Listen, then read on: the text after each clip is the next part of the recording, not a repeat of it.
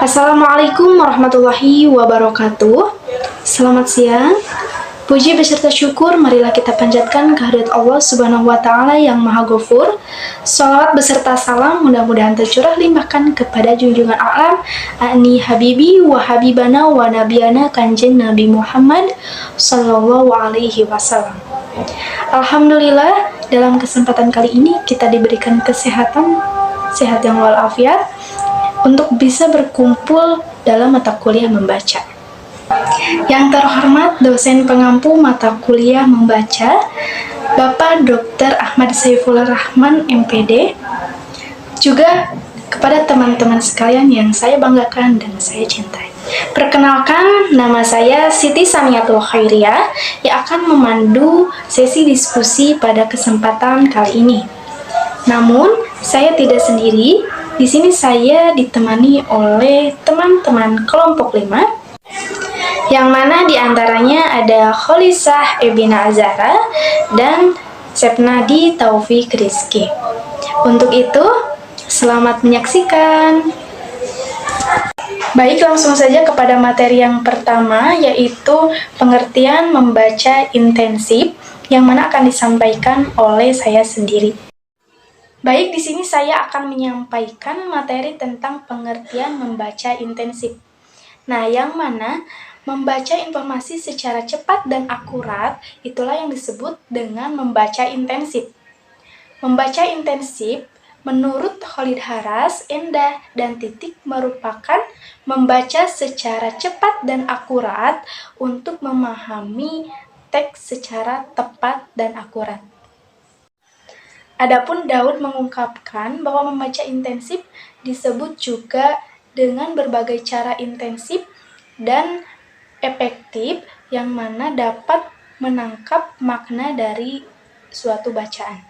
Membaca intensif juga merupakan kegiatan membaca teks bacaan secara seksama dan mendalam yang mana suatu bacaan tersebut telah diberikan oleh guru ataupun dosen. Nah, kita sebagai siswa ataupun mahasiswa diperintahkan untuk membaca secara cermat dan teliti agar kita bisa memahami isi teks secara tepat dan benar. Nah, teman-teman, membaca intensif juga memiliki beberapa karakteristik. Di antaranya, membaca intensif merupakan kegiatan membaca yang bertujuan untuk peningkatan pemahaman yang tinggi dengan membaca detail keseluruhan bahan bacaan.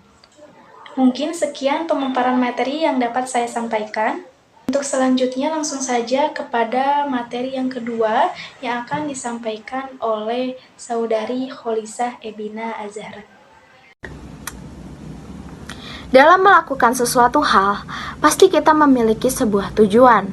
Nah, seperti itu pula pada membaca intensif. Dalam membaca intensif, kita pun memiliki suatu tujuan. Seperti yang dikatakan oleh Tarigan, Sudarso, Warigan, dan Doyin, mereka mengemukakan bahwa membaca intensif dilakukan untuk mengembangkan keterampilan membaca serta detail dengan menekankan pada pemahaman kata, kalimat, pengembangan kosakata, dan juga pemahaman keseluruhan isi wacana serta untuk menemukan ide-ide pokok atau kalimat utama pada tiap paragraf. Adapun penjabaran dari Rohim tentang tujuan dari pembelajaran membaca intensif adalah yang pertama, agar para siswa dapat mengajukan pertanyaan dari isi bacaan apa yang mereka baca. Yang kedua, agar para siswa dapat menemukan pokok-pokok pikiran dalam sebuah teks yang mereka baca. Dan yang ketiga, agar para siswa dapat membuat sebuah ringkasan. Dan yang keempat, agar para siswa dapat mengungkapkan kembali isi wacana dengan kata-katanya sendiri, dengan kata-kata mereka sendiri secara tepat dan sistematis. Dapat disimpulkan bahwa tujuan membaca intensif adalah untuk mengembangkan keterampilan membaca dengan cara yang detail. Terima kasih. Baik, terima kasih kepada Saudari Holisa yang telah memaparkan materi. Untuk selanjutnya, materi yang ketiga yang akan disampaikan oleh Saudara Sepnadi Taufik Rizky. Kepadanya, waktu dan tempat kami persilahkan. Baik, di sini saya akan menjelaskan teknik-teknik membaca intensif. Menurut Daud ada beberapa teknik membaca intensif. A. Kemampuan membaca dengan cepat. Tidak dapat dipungkiri bahwa untuk memperoleh kemahiran membaca yang andal diperlukan kecepatan membaca yang memadai. Dan ada yang kedua, kemampuan mengenali kata pengacu dan perangkai. Isi bacaan umumnya terdiri atas beberapa gagasan utama dan tiap-tiap gagasan utama tersebut terdiri dari gagasan penjelasan.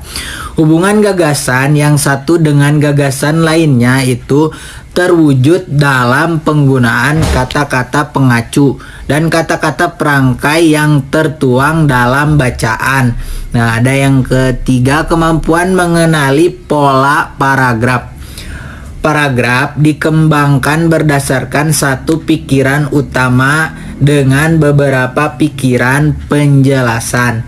Dalam mengembangkan pokok pikiran itu, penulis dapat melakukannya dengan mengembangkan paragraf. Contohnya seperti deduktif, induktif, dan campuran. Pembaca yang baik harus mampu mengenali pola paragraf dengan cepat. Dan yang terakhir, kemampuan mengenali pola wacana. Pada prinsipnya, pola wacana yang perlu dikenali dan diamati mirip dengan pola pengembangan paragraf. Nah, dalam wacana juga terdapat pokok pikiran dan pikiran penjelasan. Mungkin seperti itu yang bisa saya jelaskan. Assalamualaikum warahmatullahi wabarakatuh. Terima kasih kepada Saudara Sepnadi Taufik Rizky yang telah memaparkan materinya. Alhamdulillah, materi dari pertama sampai akhir telah dipaparkan oleh kami. Mungkin kepada teman-teman yang ingin bertanya ataupun ingin mendapatkan jawaban, dipersilahkan. Baik, dapat diambil kesimpulan bahwa pentingnya membaca intensif yang merupakan kunci utama sebuah kegiatan membaca, karena menekankan aspek-aspek yang detail untuk menemukan sebuah informasi. Perlu ditegaskan kembali bahwa membaca intensif adalah jenis kegiatan yang mengharuskan pembaca untuk membaca secara intens konsentrasi agar apa yang telah kita baca dapat dipahami oleh kita secara tepat dan akurat. Terima kasih. Sekian, terima kasih. Mohon maaf bila terdapat banyak kesalahan. Wassalamualaikum warahmatullahi wabarakatuh.